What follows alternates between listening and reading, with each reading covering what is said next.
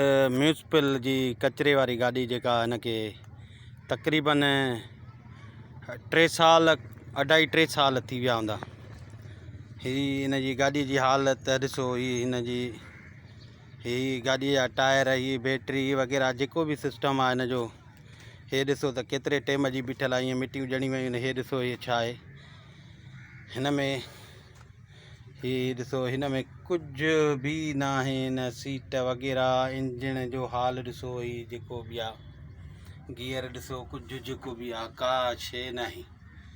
ऐं ही जेको आहे गाॾी आहे, स्विच बोर्ड खां वठी इहा छत गाॾीअ जी, ही दरवाज़ा गाॾीअ जा, ही दरवाज़ो आहे, ही हिन जो गाॾीअ जो मुंहुं आहे, हे आहे गाॾी। हे हिन जो म्यूनसिपल जो नंबर आहे जेको आहे सो गाॾीअ जो लिखियलु आहे। हे गाॾीअ जी पहिरीं शिकिल आहे। ही जेको आहे सो गाॾी, ही गाॾीअ जो ही ॿियो पासो आहे। ही हिन में ही म्यूनसिपल जो नंबर आहे। एमरजेंसी गाॾी आहे, ऐं कचिरो खणणु आहे, ढोइणु हिन गाॾीअ जो कमु आहे।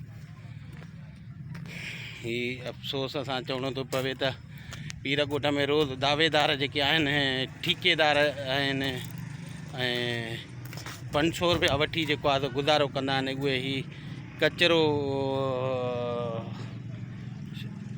नज़र अचे थो, जेको सफ़ाईअ जूं अहिड़ियूं ॻाल्हियूं था करनि। हिकिड़ो बसि मां उनखे छा चवां, अछी ॾाढी वारो आहे। ऐं उन ही आहे शहर जो मेन, ही सफ़ाई, ही बस वैगन कार टैक्सी स्टैंड, ही काफ़ी जेको गिंद कचिरो आहे ही आहे। जॾहिं अहिड़े ही बि रक्शो जेको आहे तो हिननि जो आहे कचिरे ढोइण जो, ही बि बीठे बीठे ईअं थी वियो आहे। ही आहे फंक्शनल आहे, ही चालू आहे, ही कचिरे वारो आहे चालू आहे, पर हिन में पर्सनल माण्हुनि जो जेको आहे सो वाठण जो जेको आहे सो गाह पटो खणी जेको आहे हिन में पहुचायो वेंदो आहे माल जो। ही आहे सॼो पीरकोट वासियुनि खे अपील थी कजे त हिन ते जेको आहे ज़रूरु बि कमेंट्स कनि। ऐं जेके माण्हुनि कल्ह प्रेस कॉन्फ्रेंस कयूं आहिनि त असां पीरकोट खे पेरस बणाए छॾियो आहे, उन्हनि जे लाइ ही शर्म जो मुक़ाम आहे।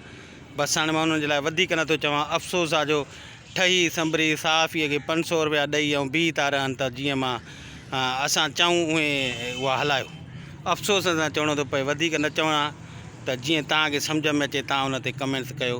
खाइण वारा असां न आहियूं, जेके आहिनि उहे धुरियूं न ॾिसबियूं आहिनि, उहे शहर ॾिसबा आहिनि। त जेको आहे उहे हिन शहर में खाए केरु थो। बसि असां पीपुल्स पार्टी खे बि नथा चऊं, फंक्शनल लीग खे बि नथा चऊं, असां ॿिए कंहिं माण्हूअ खे बि नथा चऊं, पर असां इहा शइ गुज़ारिश था कयूं त पब्लिक जेका बि आहे उहो फ़ैसिलो करे, जेको बि फ़ैसिलो करे, छो जो वोट उनजो आहे। पब्लिक जो वोट उन्हनि जो ज़ाती न आहे, जेके MP MLA आहिनि ऐं काउंसलर आहिनि, ऐं जेको आहे सो इहे आहिनि